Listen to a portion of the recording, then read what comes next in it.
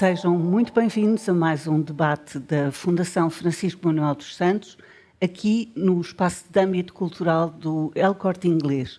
Vamos falar hoje sobre transparência na vida pública. Qual será, de facto, a diferença entre transparência e integridade na vida pública e na governança da coisa pública? Lê-se na sinopse deste livro. Dizem alguns pais aos filhos pequenos: se contares a verdade, não te castigo. Mas contar a verdade não apaga a asneira feita. O exemplo serve para ilustrar a distinção fundamental em política, precisamente entre os conceitos de transparência e integridade. A transparência diz respeito a tornar decisões, processos e dados visíveis ao público. Garante o escrutínio democrático, mas não necessariamente um governo ético. A integridade remete para a substância do exercício do poder, para valores éticos, normas partilhadas e mecanismos institucionais que orientam os comportamentos públicos para o interesse comum. Este ensaio, escrito por Susana Coroado, que está aqui hoje para esta apresentação, e para o debater, é um ensaio fundamental para entendermos, no fundo, o mecanismo da democracia.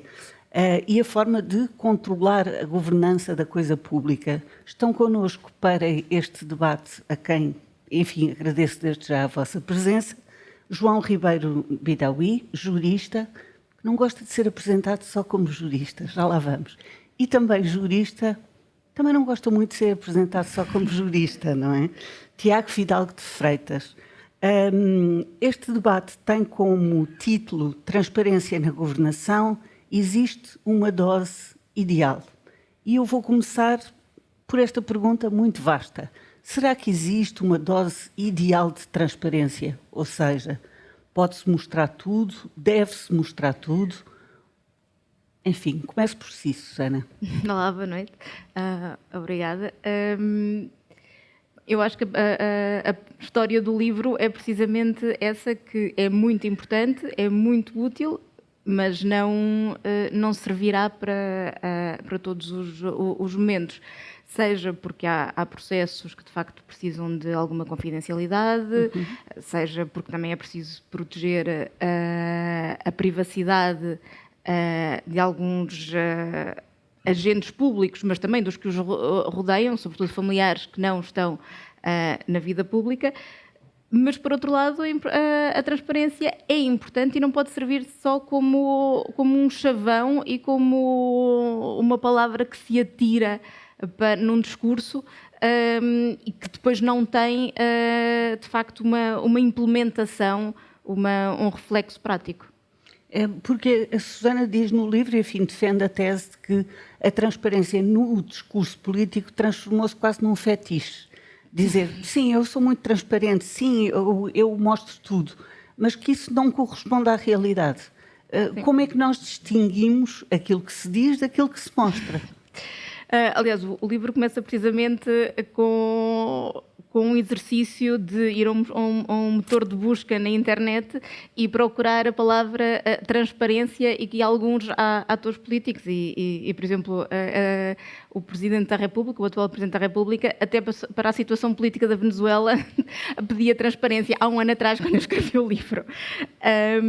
E, portanto, temos isto, cada vez que há um escândalo, fala-se é necessário haver mais transparência. Por exemplo, quando recebemos os fundos europeus pós-pandemia, também só se falava de transparência, era preciso transparência na gestão dos fundos, mas depois aquilo que se vê na prática é que portais de transparência são criados, mas não são alimentados, portanto não há informação suficiente.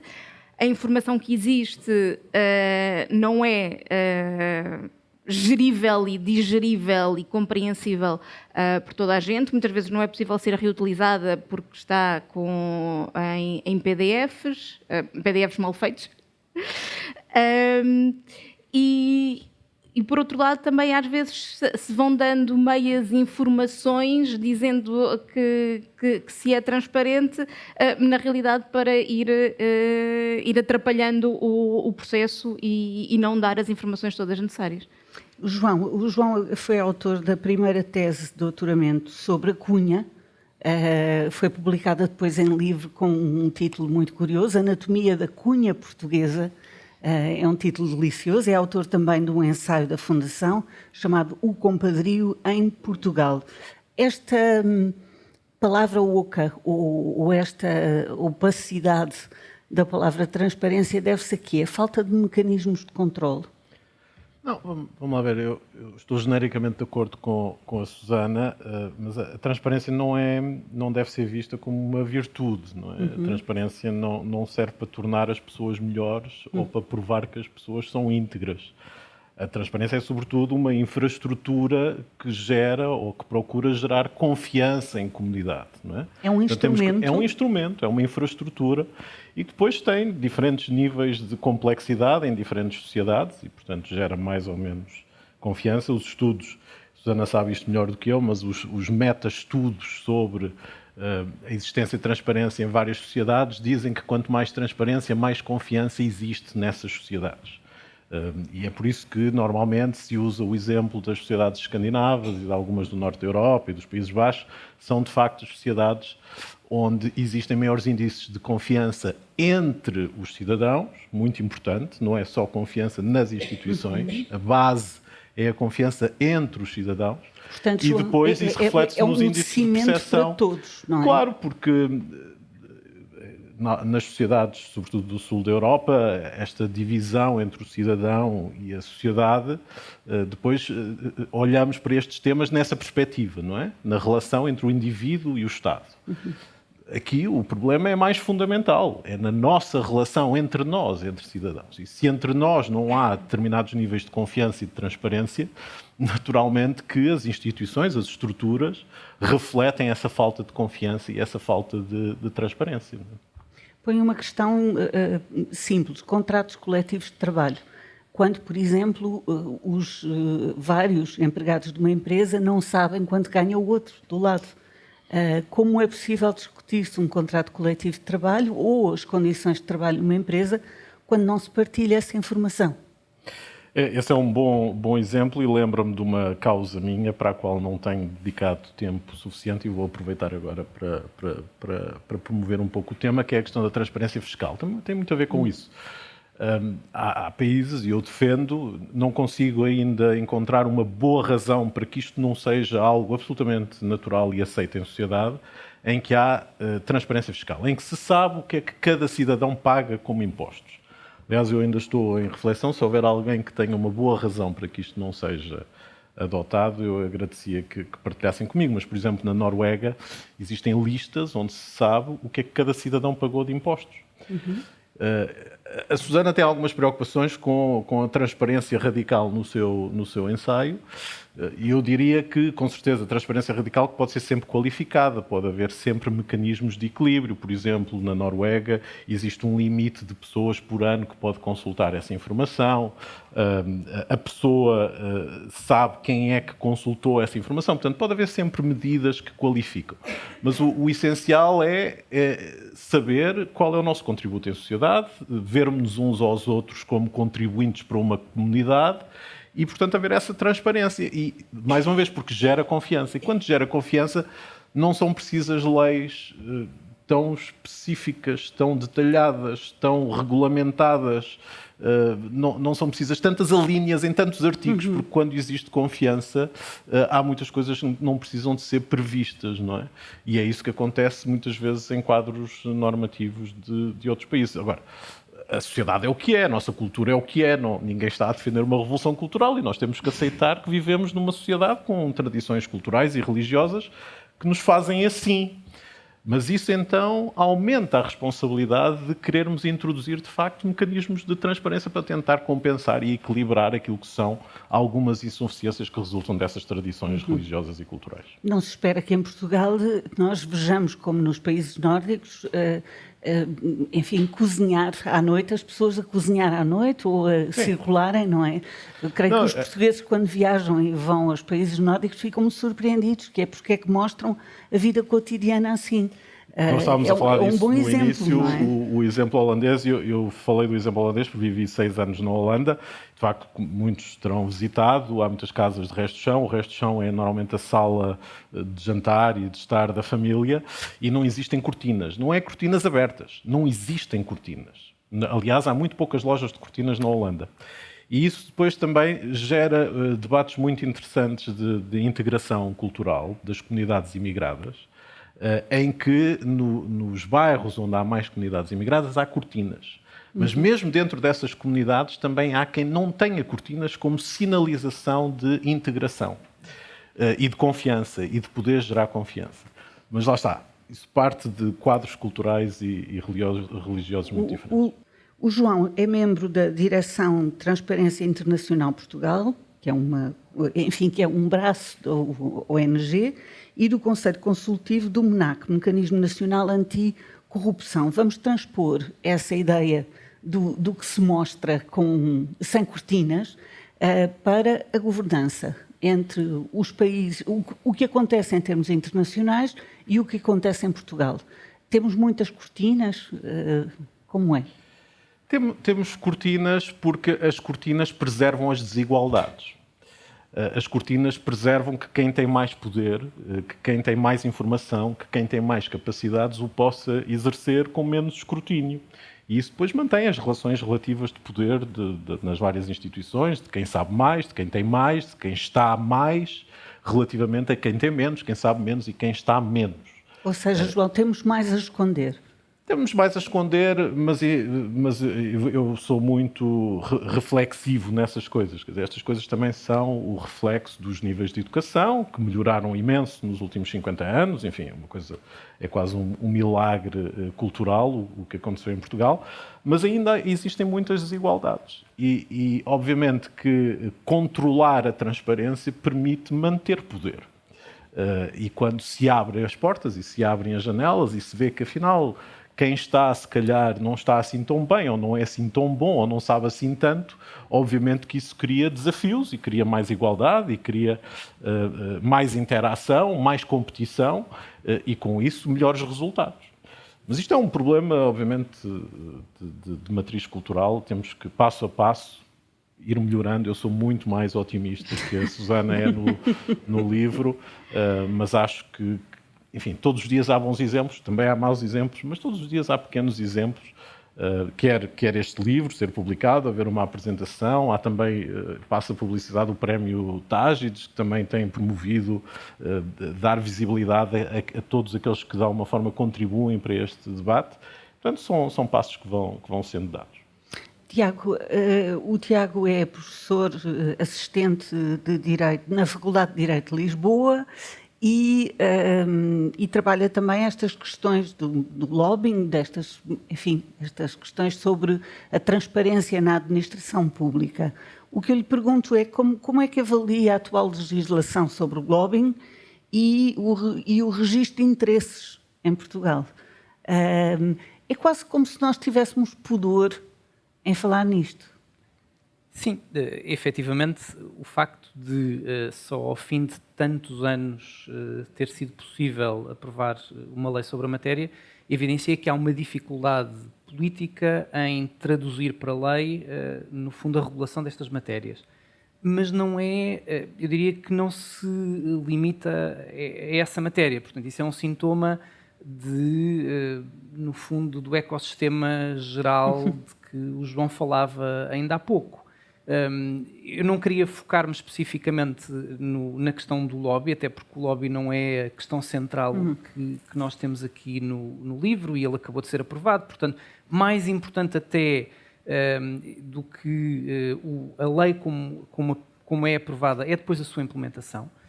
Isso, ao contrário do que a mente dos juristas tem, que normalmente acha que o que conta é a aprovação da lei e depois nada importa a seguir, o que importa é a aplicação efetiva da lei. É quando entram os politólogos. Exatamente. Ora bem.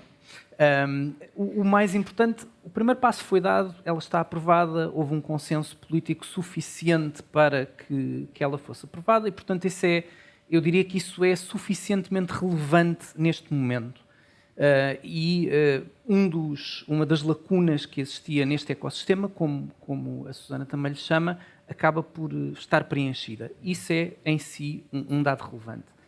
Agora, olhando para o resto do ecossistema, uma das coisas de que a Susana fala e que é muito interessante é que nós temos de olhar para as várias componentes desse ecossistema. Uma delas é o lobby, depois temos toda a questão do combate à corrupção, temos a questão também do acesso à informação, e há aqui, o João dizia que é um otimista, mais otimista do que a Susana, eu mantenho-me em algum pessimismo relativamente a uma transparência demasiado absoluta. Eu acho que, no fundo, abrir tudo é efetivamente contraproducente. Mas concordo com aquilo que o João disse, que a transparência é um bocadinho contingente, dependente de cada cultura, de cada sociedade. O João deu o exemplo da Holanda. Eu posso dar o exemplo da Nova Zelândia também. Eu tive uma conversa uma vez com o responsável pelo acesso à informação da Nova Zelândia, que é o provedor de justiça, que me dizia que havia suspeitas num caso sobre a negociação de um tratado internacional em que estava envolvido o Primeiro-Ministro e pediu, ou melhor, ordenou ao Primeiro-Ministro que desse o seu telemóvel. E o Primeiro-Ministro foi obrigado a dar e houve um escrutínio das mensagens de texto do Primeiro-Ministro. Ora, isto é um contexto completamente diferente daquilo que temos mesmo na Europa. Mesmo nos países do norte da Europa, isto seria um contexto problemático. Impensável. E no sul da Europa, totalmente impensável. E isto é próprio de um contexto diferente, efetivamente. Agora, isto em Portugal faria sentido. Eu tenho dúvidas que o nosso contexto político fosse adequado para isto e que a nossa Constituição, quer no quadro da separação de poderes, quer no quadro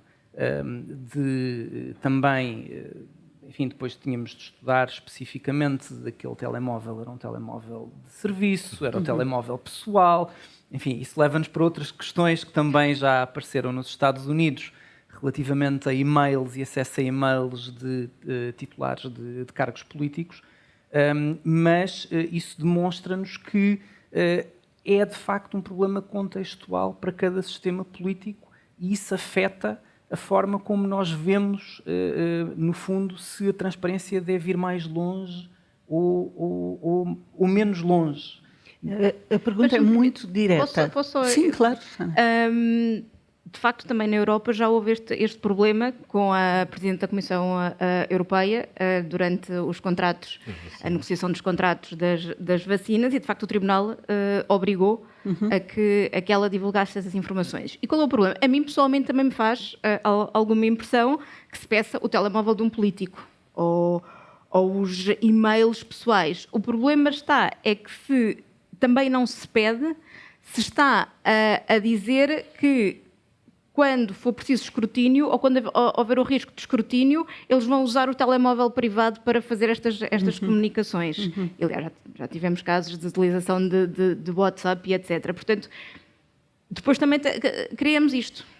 E a Susana fala nisso no livro, não é? Que é quanto maior a pressão, mais fugas existem. Mais fugas portanto, existem, mais mas depois lá está. Mas depois gerir. também, depois se não vamos aos telemóveis privados, depois estamos a dizer precisamente tem aqui um espaço de conforto e eu confesso que não sei qual é a minha opinião, não tenho opinião. Mas o telemóvel não é o espaço de privacidade.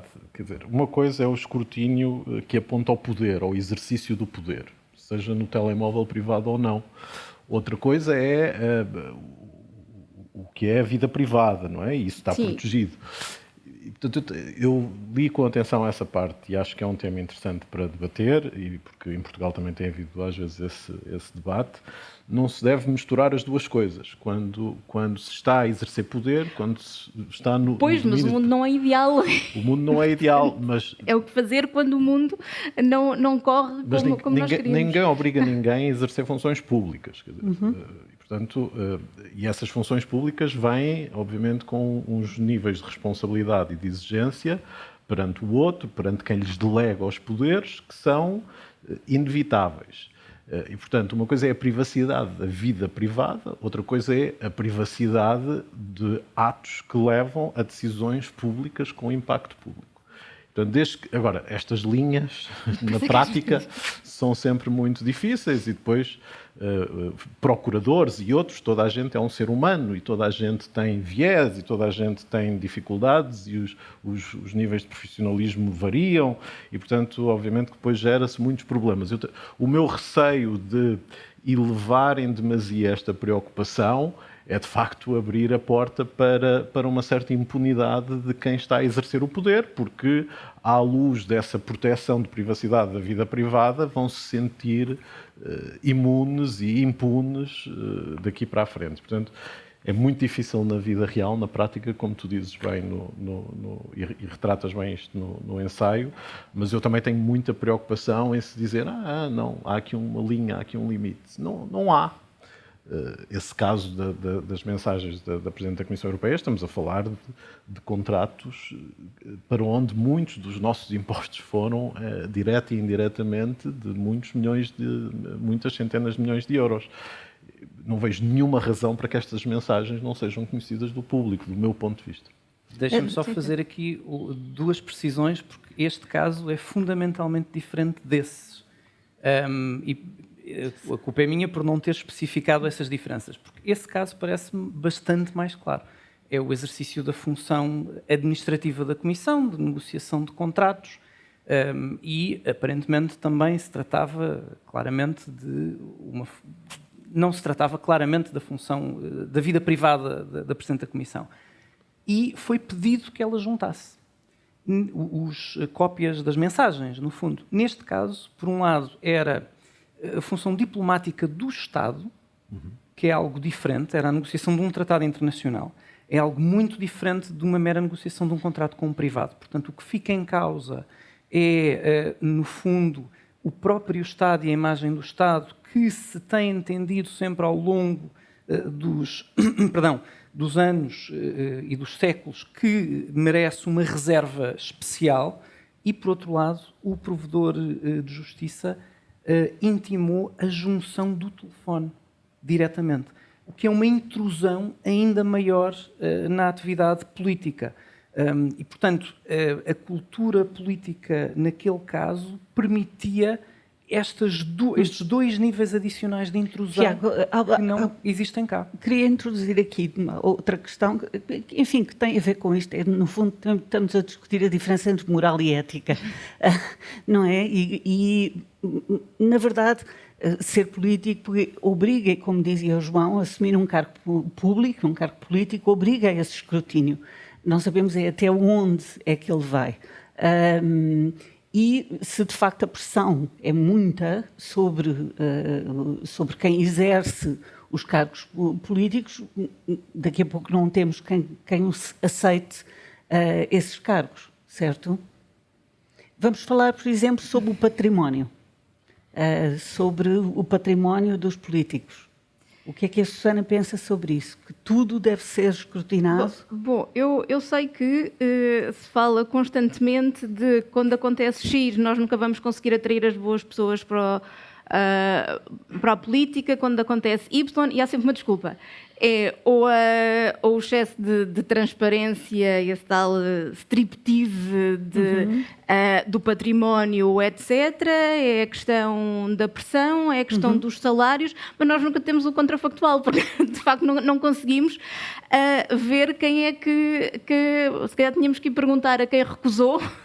Porque é que recusou? Mas, por exemplo, em relação aos salários, agora um bocadinho off-topic, mas a maioria dos estudos indicam que não há, que o aumento dos salários não atrai necessariamente mais pessoas. Mas, Susana, relativamente ao património dos políticos, nós, como cidadãos, é importante sabermos, é importante sabermos se esse património não foi adquirido no momento em que está a exercer um cargo público. É importante sabermos por 2 motivos.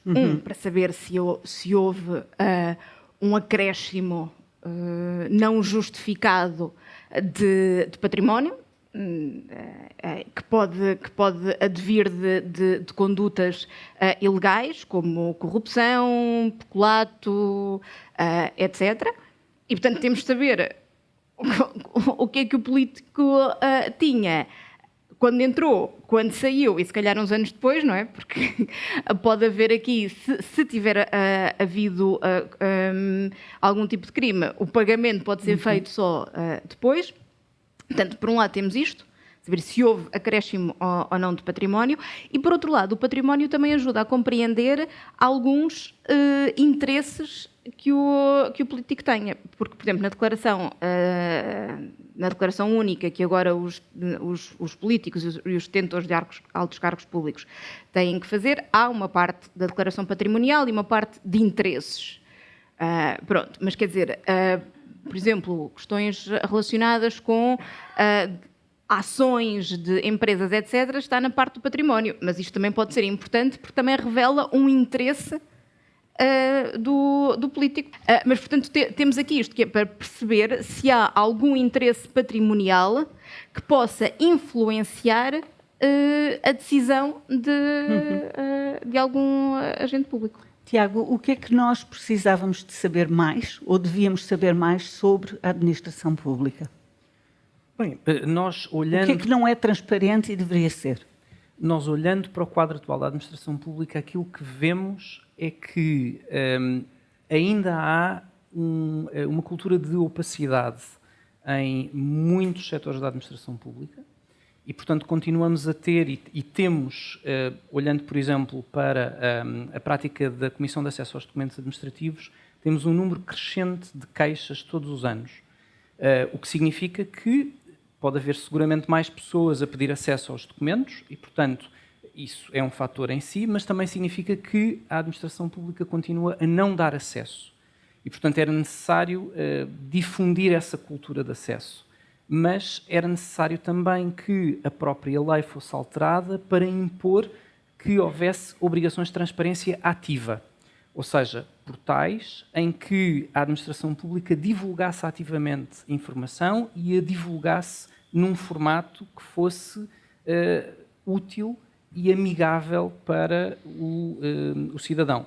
Já há obrigações dessas na lei de acesso, no regime de combate à corrupção e temos também, por exemplo, o portal base dos contratos públicos é um exemplo disso, de obrigações de transparência ativa. Mas pode dar exemplos onde ainda não funciona? Por exemplo, a que é que o cidadão português não acede e deveria ou poderia aceder? Numa situação de maior transparência ao nível da administração pública? Há muitos domínios em que... Alguns exemplos, para termos uma ideia. Há um exemplo que, ou melhor, há um conjunto de exemplos que nos últimos anos têm ocorrido por força, por exemplo, da entrada em vigor do Regulamento Geral sobre a Proteção de Dados, que levou a administração pública, por força do medo que tem de que lhe sejam aplicadas as coimas que lá estão previstas, a voltar a fechar-se mais uma vez. E, por força disso, adotou práticas que se generalizaram a vários setores de não dar acesso, de fechar, de, no fundo, ocultar a informação que antigamente era pública. Isso levou também a que os particulares, por força disso, perdessem acesso a essa informação. E hoje em dia têm de... Que tipo de informação, Tiago? Informação... e levou as próprias instituições a dizerem eu não dou acesso a isso porque isso tem dados pessoais. Todo tipo de informação. É que o problema é que... Eu só queria alguns exemplos. Só quero alguns exemplos.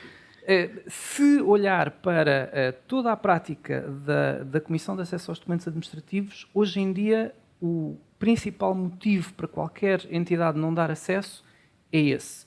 Vou dar-lhe 3 exemplos que são exemplos que todos conhecem provavelmente, mas são decisões da CADA em situações polémicas que jornalistas pediram acesso a documentos administrativos e que inicialmente não foram dados por parte dessas instituições porque, alegavam essas instituições, continham dados pessoais.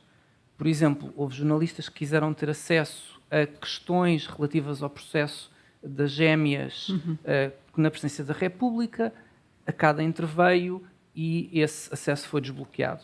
No caso da Federação Portuguesa de Futebol, queriam ter acesso aos contratos com o ex-selecionador, a CADA interveio, enfim, esse teve litigância judicial, mas, no fim de contas, acabou por ser desbloqueado. Ou, mais recentemente, no caso do acidente com o elevador da Glória, a CADA também interveio e, enfim, não sei ainda como é que foi o desfecho, se houve ou não litigância judicial. Mas isto são casos polémicos e que têm alguma visibilidade.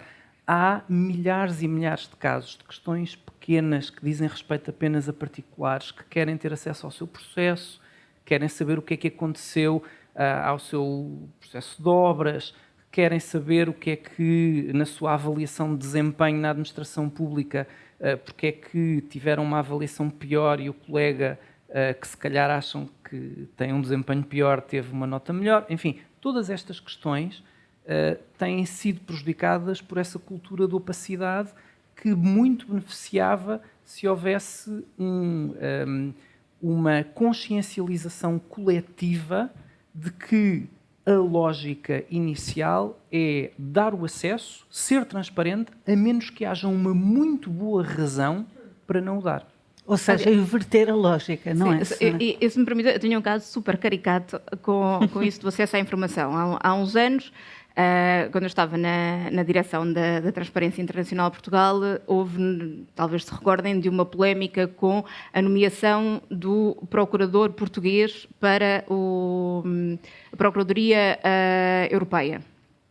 E houve 3 candidatos, entretanto uma candidata tinha sido escolhida ou preferida a nível europeu, entretanto o governo português escolheu outra e a Transparência Internacional de Portugal pediu a informação, a documentação ao Ministério da Justiça sobre este caso.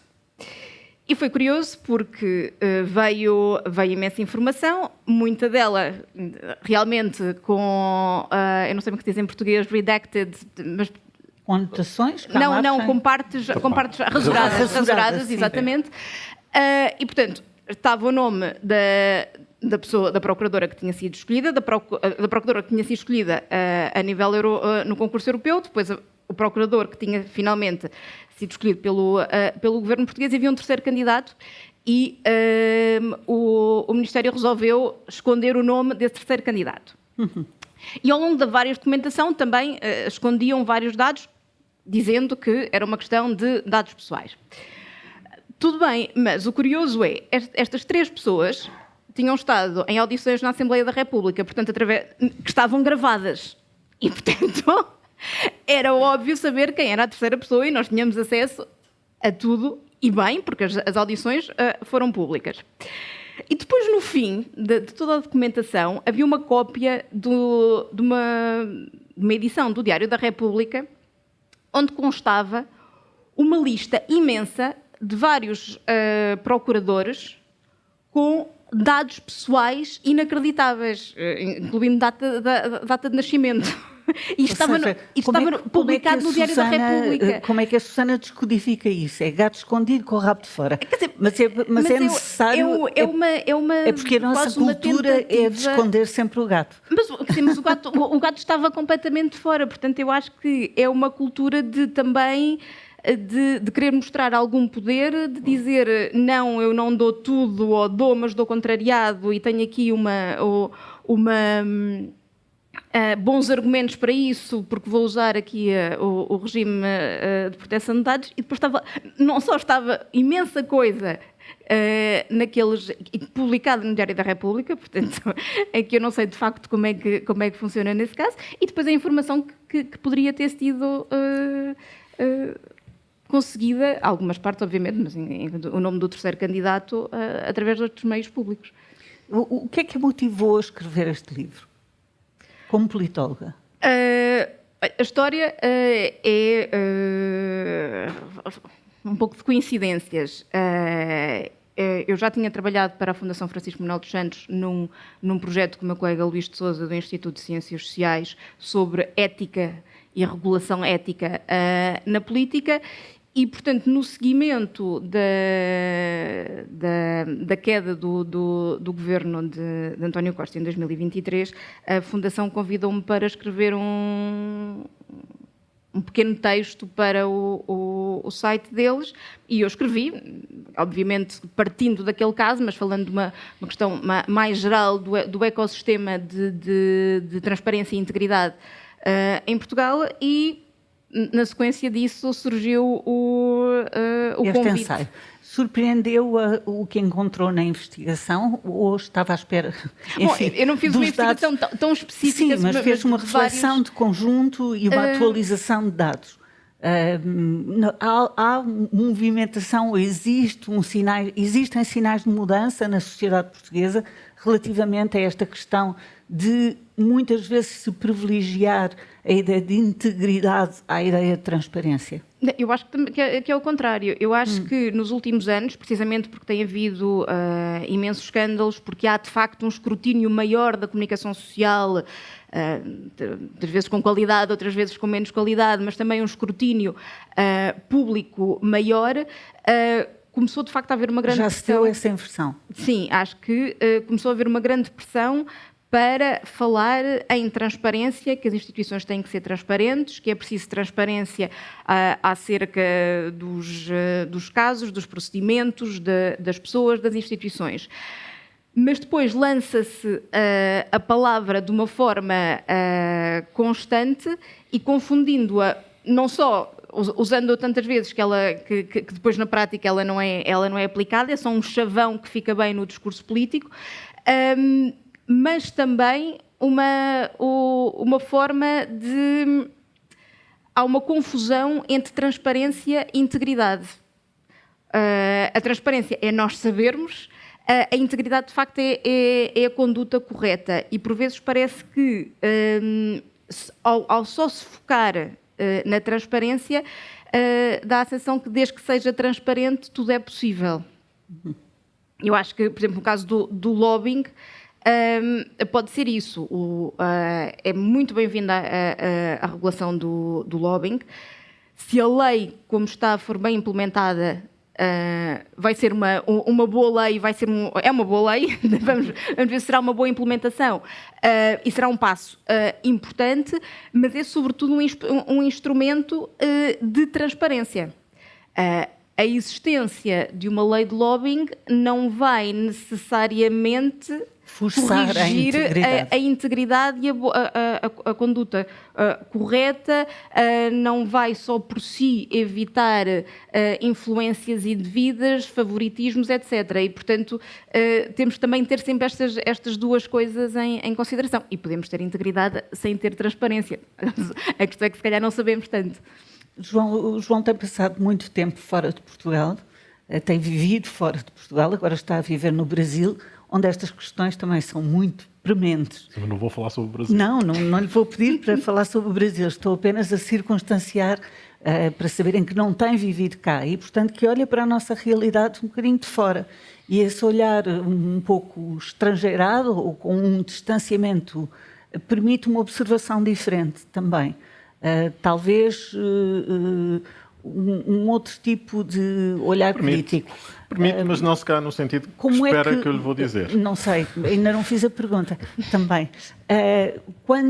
Desde que vive no estrangeiro, olha para a sua própria definição de como a integridade e a transparência é vista em Portugal de uma forma diferente?